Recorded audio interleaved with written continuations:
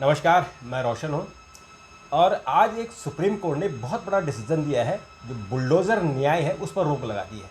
और उसको लेकर जो मुख्यमंत्री योगी आदित्यनाथ का एक ऑरा था या उनका एक डर था, या कह सकते हैं कि जो आतंकवादी हैं या जो अपराधी थे उनमें एक भय था, वो भय अब ख़त्म हो जाएगा। और सुप्रीम कोर्ट का जो निर्णय है उसको क्या फ़ायदे होंगे, क्या नुकसान होंगे, ये निर्णय कैसा है, इस बारे में हमारे जो कानून विशेषज्ञ हैं और सुप्रीम कोर्ट से उसी फैसले को सुनकर आए हैं, विवेक वार्ष्णेय जी। विवेक जी, आपका बहुत बहुत स्वागत है। धन्यवाद। ये जो आज सुप्रीम कोर्ट ने व्यवस्था दी है उसको लेके पॉलिटिकल पार्टियां ऐसा व्यवहार कर रही है कि जैसे सरकार वहाँ पे विलन है और जिनके मकान तोड़े गए हैं वो बहुत ही शरीफ लोग थे। तो पहले तो इस कानून की व्याख्या कीजिए जो सुप्रीम कोर्ट ने कहा है। किसी भी कानून में जो अपना आपराधिक कानून है, जुरिस्प्रूडेंस है, उसमें किसी भी एक्यूज जो है, अभियुक्त जो है या आरोपी जो है, उसके मकान को हाँ, उसके मकान को या उसकी जो भी संपत्ति है उसको ढहाने की इजाज़त नहीं है। ठीक है। इवन अगर वो कन्विक्ट भी हो जाता है कोर्ट से, उसे सज़ा भी हो जाती है, उसे दोषी भी ठहराया जाता है, तो भी कोई ऐसा आपराधिक कानून नहीं है कि उसके मकान की, क्योंकि मकान तो अकेले उसका नहीं है, मकान तो उसके पूरे परिवार का है, सारे परिवार के लोग रहते हैं। तो एक अगर मान लीजिए दोषी है या आरोपी है तो उसकी सज़ा सबको तो नहीं दी जा सकती। वैसे भी न्यायशास्त्र जो अभी तक जुरिस्प्रूडेंस है भारत का, उसमें कहीं भी इस तरह की व्यवस्था नहीं हाँ, है। जैसे किसी बच्चे ने किया तो उस बच्चे के आरोप के कारण घर जो हाँ है बुजुर्गों का घर टूटता है। हाँ तो वो थोड़ा सा कभी कभी लगता है कि पूरे घर को क्यों सजा दी जाए हाँ अगर अपराध एक ने किया है, क्योंकि जरूरी नहीं है कि जो अपराधी है उसमें पूरा परिवार इन्वॉल्व हो। जी तो सुप्रीम कोर्ट का ये लैंडमार्क डिसीजन है। लेकिन जो सुप्रीम कोर्ट ने कहा कि वो अपने जो संविधान में अनुच्छेद 142 का उन्होंने इस्तेमाल किया, यानी ये 142 का इस्तेमाल सुप्रीम कोर्ट बहुत रेयर मामलों में करती है। जी जब उन्हें लगता है कि कोई ग्रे एरिया है और यहाँ पर कानून साइलेंट है तो वो 142 का इस्तेमाल करते हैं। जी तो इस ये 142 का यहाँ पर क्या जरूरत पड़ी? 142 की इसलिए ज़रूरत पड़ी क्योंकि पूरे देश में जो म्यूनिसिपल लॉज हैं, म्यूनिसिपल, कहीं नगर पालिका है, कहीं नगर निगम है, और कहीं जो गांव देहात होते हैं उसमें पंचायत के नियमावली होती है। हर प्रदेश की अलग अलग है। और सुप्रीम कोर्ट का जब जजमेंट आता है तो आर्टिकल 141 के तहत वो पूरे देश में लागू होता हाँ, है। फिर तो कानून बन जाता तो है। जो अब दिशा निर्देश जो उन्होंने जारी किए हैं वो सुपरसीड कर गए उनके ऊपर, ये सबसे ऊपर हो गए। अब जो भी निर्देश होगा वो हाँ, सुप्रीम वो कोर्ट के सुप्रीम कोर्ट का माना जाएगा। आज के हालांकि निर्देश सुप्रीम के कोर्ट साथ। ने कहा है कि जो हम दिशा निर्देश दे रहे हैं और जो म्यूनिसिपल लॉज हैं, जो पंचायत के नियम हैं, उसके अनुसार भी आप कार्रवाई करेंगे। ये नहीं, ब्लैंकेट ऑर्डर नहीं है कि भाई जो हमने जो ऑर्डर किए हैं वो, जो उनको भी अपने साथ रखा है जो नियम कानून से पारित है। हाँ, जो जो वहाँ के नगर निगम के कानून हाँ, होते हैं जैसे या दिल्ली पंचायतों के जैसे कानून। दिल्ली में एमसीडी है, हाँ, एमसीडी की जो नगर गाइडलाइन निगम, है। हाँ, दिल्ली नगर निगम अधिनियम है, उसके तहत कार्रवाई हाँ, होती है। मतलब जो इलीगल कंस्ट्रक्शन है जी हाँ उसको लेकर आप कार्रवाई कर सकते हैं क्योंकि वो इलीगल है। हाँ लेकिन सिर्फ इस बेस पर नहीं कर सकते कि वो अपराधी आरोपी है। हाँ क्योंकि आरोप तो बाद में हो सकता है कि वो आरोप मुक्त हो जाए, जी लेकिन आरोप है तो सिर्फ इस बेस पर मकान न ढाया जाए। अगर वो इलीगल है तो इलीगल कंस्ट्रक्शन के कानून के इलीगल का, तहत हाँ, कानून के तहत कार्रवाई होगी, कर सकते बिल्कुल हैं। होगी। तो जो जो गाइडलाइन है उसके बारे में अगर कुछ महत्वपूर्ण बात आप बता सकें। गाइडलाइंस में यह है कि कम से कम 15 दिन का नोटिस तो दिया जाए, और जो भी अगर आपको कार्रवाई करनी है किसी भी अनधिकृत निर्माण के लिए या अवैध निर्माण के लिए, तो कम से कम एक नोटिस दिया जाए, उसको तामील होने में उसको 15 दिन का अपनी सफाई का मौका दिया जाए उस शख्स को जिसके खिलाफ आपने नोटिस जारी किया है। दूसरा, इसमें कई बार क्या होता है कि जो नोटिस वगैरह जारी किए जाते हैं उसमें बैक डेटेड हो जाते हैं, क्योंकि वो फाइल तैयार रहती है। ये सबको पता है कि जो नगर निगम और नगर पालिका में किस तरह से काम होते हैं। हाँ, अभी डेट बैक डेट पुरानी डाल दें। में पुरानी डेट डाल दी और उसमें कह दिया कि हम तो नोटिस जारी कर चुके हैं। तो कोर्ट ने कहा नहीं, ऐसा नहीं, तामील होना चाहिए। और जो और रजिस्टर्ड डाक से ऑनलाइन भेजें। कीजिए, रजिस्टर्ड डाक आप से। उसको रजिस्टर्ड डाक से भेजिए और ऑनलाइन एक पोर्टल क्रिएट कीजिए और डिस्ट्रिक्ट मजिस्ट्रेट को आप इन्फॉर्म कीजिए, और डिस्ट्रिक्ट मजिस्ट्रेट एक ऑटो जनरेटेड जवाब देगा जिससे कि तारीख तय हो जाएगी कि इस हाँ। तारीख को उसको मिला। उसके अलावा भी सुप्रीम कोर्ट ने कहा है कि 15 दिन के नोटिस के बाद भी अगर व्यक्ति संतुष्ट नहीं होता तो कानून में कई उनको उसको उपचार हैं उसके वो उपयोग कर सकता है।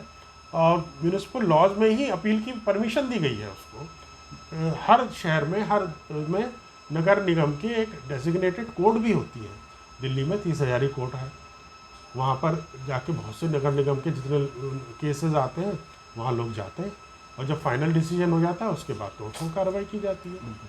तो ये तो नियमों के खिलाफ होगा अगर आप किसी भी आरोपी है और उसकी बिल्डिंग तोड़ देते हैं। अच्छा, इसमें जो आज पॉलिटिकल पार्टियां शोर शराबा कर रही हैं और सब सुप्रीम कोर्ट के स्वागत करी, यहाँ तक कि उत्तर प्रदेश सरकार ने भी स्वागत किया है कि हम आपके नियमों को मानेंगे, लेकिन जो पॉलिटिकल पार्टियां स्वागत कर रही हैं वो ऐसा शो कर रही हैं, ऐसा वो बता रही हैं कि जैसे उत्तर प्रदेश सरकार विलन है और जो आरोपी हैं वो बहुत ही नेक लोग थे जिनका कि उत्तर प्रदेश सरकार ने बुलडोजर चला के बहुत बड़ा अपराध किया है। क्या आपको लगता है कि जो अपराधी अभी तक डरे हुए थे, उत्तर प्रदेश में तो आपको पता ही है कि किस तरह का माहौल था और अपराधी डर गए थे, यानी वो बिलों में छुप गए थे, इस आरोप के बाद, इस कोर्ट के डिसीजन के बाद और जो पॉलिटिकल पार्टियां जो उनको बढ़ावा दे रही हैं, क्या आपको लग रहा है कहीं उत्तर प्रदेश में दोबारा से आतंक का राज शुरू हो जाए? नहीं, ऐसा नहीं है। आतंक का राज जो राज्य सरकार है उनका कर्तव्य बनता है कि वो अपने जुडिशल जस्टिस सिस्टम को दुरुस्त करें। जस्टिस सिस्टम बिल्कुल ख़राब हो चुका है और जस्टिस सिस्टम का पार्ट सिर्फ कोर्ट ही नहीं होता, जस्टिस सिस्टम का पार्ट पुलिस भी है, इन्वेस्टिगेशन भी है, प्रोसिक्यूशन भी है। सब इतने वीक हो चुके हैं कि व्यक्ति को लगता है कि कुछ हो गया, बुलडोज़र चल गया तो न्याय मिल गया। ऐसा नहीं है। बुलडोज़र, वो जिस व्यक्ति का आपने मकान गिराया और व्यक्ति निर्दोष साबित हुआ तो आप उसको मकान का वापस करेंगे? बताइए। तो ऐसा नहीं है। आपको अगर सही काम करना है तो आप जो अपने लीगल सिस्टम को बिल्कुल दुरुस्त कीजिए। और अभी आप देखा होगा आपने कि हमारे जो 3 आपराधिक कानून हैं वो नए कानून पार्लियामेंट ने पास किए, अगर इस तरह से वैलिड होता तो इसमें ही प्रोविजन लाया जा सकता था। लेकिन पार्लियामेंट ने तो ऐसा नहीं कहा कि भाई ये बुलडोज़र से इस तरह से तोड़ दिया जाएगा। हाँ, और मुझे लगता है कि जो हमारे कानून, जो आपने बात कही कि जो हमारे जुडिशरी सिस्टम है, जो न्याय प्रणाली है, हालांकि जो भारतीय न्याय संहिता है उसमें कहा गया कि 3 साल, मैक्सिमम 3 साल तक न्याय होना चाहिए। अगर ये व्यवस्था सुदृढ़ हो जाए और जो 3 साल का समय सीमा है अगर उसमें न्याय मिलने शुरू हो जाए तो मुझे लगता है कि अपराधी भी डरेंगे। जो 20-20 साल तक, 25 साल तक केस चलते रहते हैं, वो व्यवस्था अगर ख़त्म हो जाए तो मुझे लगता है न्याय मिलने में आसानी होगी। आपको याद होगा ये अभी जितने भी क्राइम प्रोन स्टेट्स हैं उसमें आपको याद होगा कि जब नीतीश कुमार पहली बार आए थे तो उन्होंने अपने क्रिमिनल जस्टिस सिस्टम को बहुत सुधारा था और उनकी चारों तरफ तारीफ हुई थी। तो उन्होंने क्रिमिनल जो हार्ड कोर क्रिमिनल्स हैं उनको फास्ट ट्रैक में डाल दिया था केसेस को, और बहुत बड़े बड़े निर्णय हुए थे। शहाबुद्दीन वगैरह जितने भी बड़े बड़े बिहार के माफिया हैं उनको फास्ट ट्रैक में डाल के लगभग सभी को सजा हुई थी। 2-4 केस अगर आप छोड़ दें तो सभी को। तो इस तरह से काम करना पड़ेगा आपको। जो आपका फौजदारी कानून है और फौजदारी व्यवस्था है आपकी, उसके लिए काम करना पड़ेगा। काम इसलिए सरकारें नहीं करती कि उसके लिए मेहनत की ज़रूरत होती है, उसके लिए विजडम चाहिए, उसके लिए विजडम चाहिए, उसके लिए आपको लोगों का सहयोग चाहिए। आपको 5,000, आप बिलीव नहीं करेंगे, पूरे देश में करीब करीब जो हमारी निचली अदालतें हैं, ट्रायल कोर्ट्स हैं, करीब करीब पूरे देश में 25,000 के करीब वैकेंसीज हैं जजेस की। वो हमारे 25,000 ही नहीं भरती हैं। हाँ, वो नहीं भरती। 5,000 वैकेंसीज खाली है। हाई कोर्ट के 400 के करीब जजेस की नियुक्ति नहीं हो रही है। तो हमें कहीं ना, सबसे जो क्रिमिनल जस्टिस सिस्टम है उसको सुधारना है। सबसे पहले तो हमें जजेस की भर्ती करना पड़ेगा। अब दिल्ली में आप देखते हैं कि अब अगर डिस्ट्रिक्ट कोर्ट में भी चले जाइए तो आप देखते हैं कि कितनी अच्छी व्यवस्था है। सारे कंप्यूटराइजेशन हो गया है पूरे, और छोटे मजिस्ट्रेट से लेके और सेशन कोर्ट तक, डिस्ट्रिक्ट जज तक सारी व्यवस्था एक बहुत अच्छी हो गई है।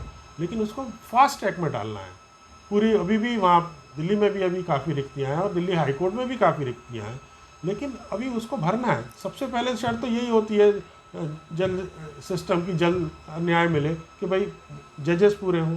जज बढ़ाने की बात तो जब होगी जब हमारे जो सैंक्शन पोस्ट है वो भर जाएं। सैंक्शन पोस्ट ही नहीं वो भरती है। खाली है, पुलिस में भी खाली है, पुलिस में भी दबाव बहुत आ गया है कि एक जो आईओ होता है उसके पास कई कई केस होते हैं, तो वो बेचारा भी पागल रहता है कि हम कौन से केस की इन्वेस्टिगेशन करें। और वो किसी केस को इन्वेस्टिगेट करता है तो फिर उसमें बहुत सारे उसके पास ऐसे केस होते हैं जो कोर्ट में उसको पेश होना पड़ता है। तो वो इसी में उलझा रहता है कि मैं कोर्ट का निर्णय मानूं या कोर्ट में अपने केस को प्रेजेंट करूं या मैं इन्वेस्टिगेशन करूं। हाँ, तो क्रिमिनल जस्टिस सिस्टम में बहुत पहले कहा गया था सुप्रीम कोर्ट ने कि लॉ एंड ऑर्डर और इन्वेस्टिगेशन को अलग करो, पुलिस दो ब्रांच दो। तो दिल्ली में तो काफ़ी हुआ है इसमें काम। इन्वेस्टिगेशन वाली पुलिस, अब आप देखते होंगे एक थाने में एसएचओ इन्वेस्टिगेशन होता है, एक एसएचओ लॉ एंड ऑर्डर होता है। तो दिल्ली में तो काफ़ी काम हुआ है, लेकिन अभी पूरे देश में बहुत कहीं भी काम नहीं हुआ है इस तरह का, और बहुत करने की ज़रूरत है। इन्वेस्टिगेशन को बिल्कुल अलग करना पड़ेगा। और इन्वेस्टिगेशन का मतलब ही ये होता है कि जो जो इन्वेस्टिगेटिव ऑफिसर है या जो उसमें विटनेस हैं, जो पुलिस ऑफिसर्स, वो कोर्ट में जाएं और गवाही दें। तो इन्वेस्टिगेशन अगर ऑफिसर कोर्ट में नहीं जाएगा तो कोर्ट तो वैसे ही ध्वस्त हो जाएगा मामला।